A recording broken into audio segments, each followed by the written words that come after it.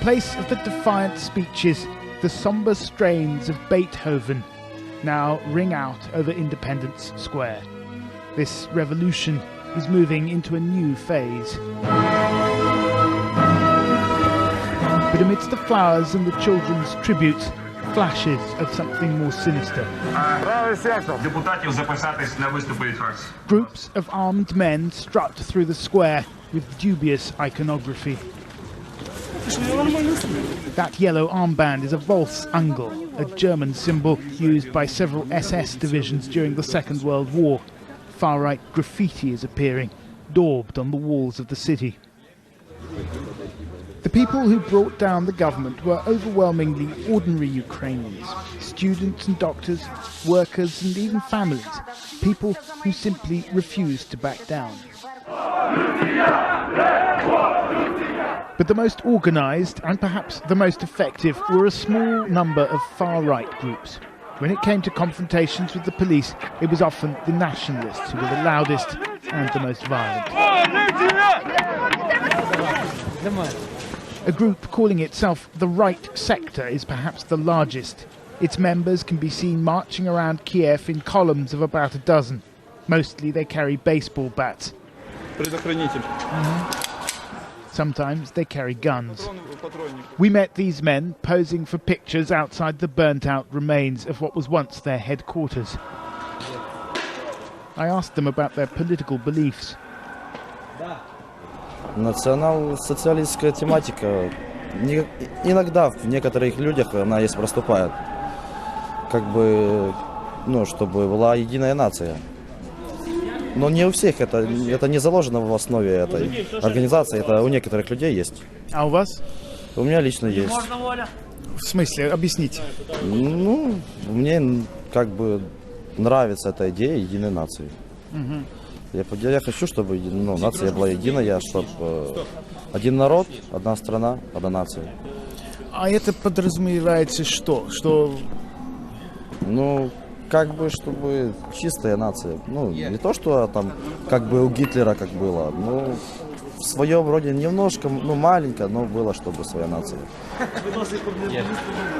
What about the East, I asked? What about Crimea, where many Ukrainians feel close historical ties to Russia?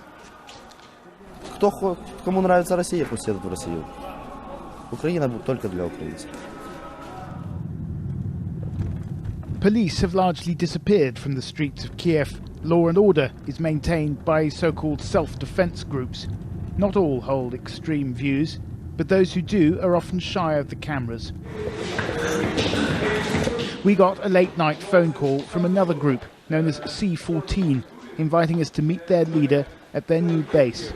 It turned out to be the former headquarters of the Communist Party, now occupied by the far right. It's our general mission to totally ruin chains that connect our country with the imperial power from the past. And that being Russia? Yes, we can do Russia, not only Russia, Soviet Union. Are you a Nazi? No, I don't think I'm a Nazi, I'm a Ukrainian nationalist. What does that mean?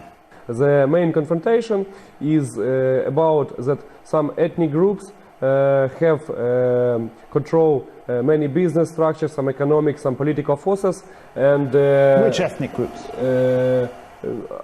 Russians and Jews and the Poles. It may be some non-Ukrainian group control a huge percent of some economic or political power. And of course, in this situation, Ukrainian people have some tension between it, and it causes conflicts. Mr. Karas says his group consists of around 200 men. C14 is affiliated with a political party called Svoboda, or Freedom, which now controls 4 ministries in the new government, including the Ministry of Defence. 2 of its MPs were recently photographed brandishing well-known far-right numerology. 88 stands for the 8th letter of the alphabet, HH, Heil Hitler. We, as Svoboda, in no way espouse Nazism. In fact, we fight against Nazism. For us, Nazism and communism are two sides of the same coin. Those are both totalitarian ideologies which destroyed the Ukrainian nation in the 20th century and fought against Ukrainians and killed millions of Ukrainians. The fervour of the revolution is beginning to fade now. People are starting to move on.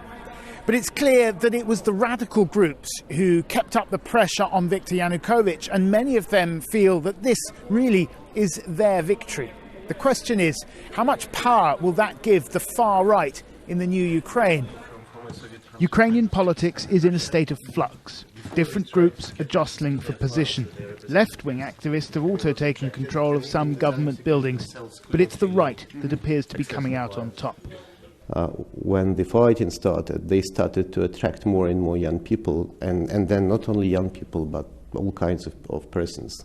Where they were marginal, regarded as marginal previously, now they are seen as being at the core of the protest, and therefore at the core of those who now have a popular legitimacy to make decisions.